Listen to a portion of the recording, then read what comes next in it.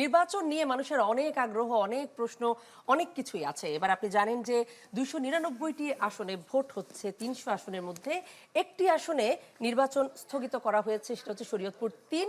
তার কারণ হচ্ছে আপনি জানেন যে জামায়াতের প্রার্থী মৃত্যুবরণ করার কারণে সেই নির্বাচনটি পরবর্তীতে নতুন করে করা হবে, তাই এবার 299টি আসনে ভোট হচ্ছে।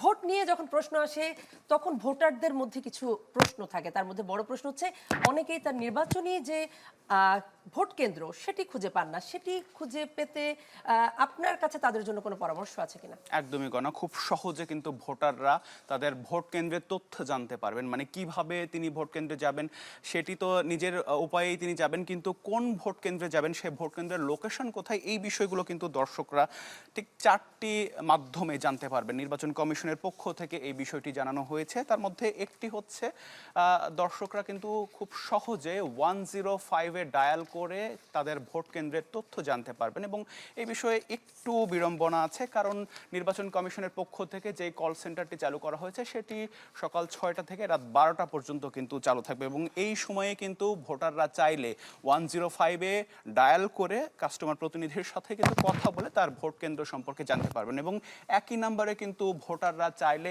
SMS করার মাধ্যমেও এই তথ্যটি পেতে পারেন। তার জন্য তাদেরকে SMS করতে হবে 105-এ, তার ভোটার আইডি সহ তাকে কিন্তু SMS করতে হবে। ফিরতি SMS এর মাধ্যমে নির্বাচন কমিশনের পক্ষ থেকে তার ভোট কেন্দ্র এবং ভোটার নম্বরও কিন্তু জানিয়ে দেওয়া হবে। এছাড়া চাইলে কিন্তু ভোটাররা নির্বাচন কমিশনের যেই ওয়েবসাইট রয়েছে কোনা, সেখানে গিয়ে খুব সহজে কিন্তু তারা সেই ভোটার যেই নাম্বারটি বা ভোট কেন্দ্রটি সেটি সম্পর্কে জানতে পারবেন। সেখানেও একইভাবে তার যে জন্ম তারিখ সেটি এবং ভোটার যেই NID কার্ডের যে নম্বরটি সেটির মাধ্যমে ভোটার নম্বর এবং যেই ভোট কেন্দ্র সেটি সম্পর্কে জানতে পারবেন। আরেকটি বিষয় একটু আপনাকে জানিয়ে রাখি, খুব সহজে কিন্তু এখন অ্যাপের মাধ্যমে চাইলে ভোটাররা তাদের এই ভোট কেন্দ্রের তথ্য জানতে পারবেন।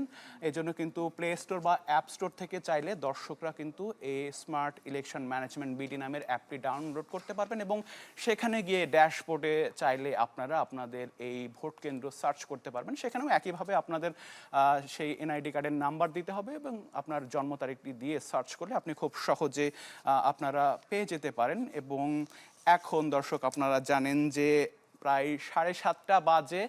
এখন থেকে হিসেব করলে আগামীকালকে ঠিক 7:30টায় কিন্তু এই ত্রয়োদশ জাতীয় সংসদ নির্বাচন এবং গণভোটের ভোট গ্রহণ শুরু হবে। অর্থাৎ আমরা বলতেই পারি যে ঠিক একদিন বা 24 ঘন্টা আমাদের হাতে রয়েছে, এরপরেই শুরু হয়ে যাবে ত্রয়োদশ জাতীয় সংসদ নির্বাচনের ভোট গ্রহণ কণা, সেই কাঙ্ক্ষিত ভোট। এবার কিন্তু আপনি জানাচ্ছিলেন যে 7:30টায় ভোট শুরু হবে এবং 4:30টা পর্যন্ত চলবে। আগের নির্বাচনগুলোর চেয়ে আলাদা হচ্ছে, এবার 1 ঘন্টা সময় বাড়ানো হয়েছে। সেক্ষেত্রে এবার কিন্তু ভোট কেন্দ্রে কণা একটু আপনার কাছে জানতে চাই যে ভোট কেন্দ্রে গিয়ে ভোটাররা সহজে কিভাবে ভোট দিতে পারবে সেটি সম্পর্কে যদি আমাদের দর্শকদের একটু সংক্ষেপে বলেন। একদম, কারণ এবার ভোট কেন্দ্রে কিন্তু অন্য নির্বাচনের চেয়ে একটু ভিন্ন প্রেক্ষাপট হচ্ছে। এবার কিন্তু গণভোটেরও আয়োজন হচ্ছে। সংসদ সদস্য নির্বাচনের পাশাপাশি আপনাকে গণভোটের একটা ব্যালট পূরণ করতে হবে, পাশাপাশি জাতীয় সংসদ সদস্য যেটি নির্বাচন করবেন সেই ব্যালটটিও আপনাকে সিল দিতে হবে। এবং আপনি যে ভোট কেন্দ্রে যাবেন সেই ভোট কেন্দ্রে আপনি 7:30টা থেকে 4:30টার মধ্যে গেলেই আপনি ভোট দিতে পারবেন।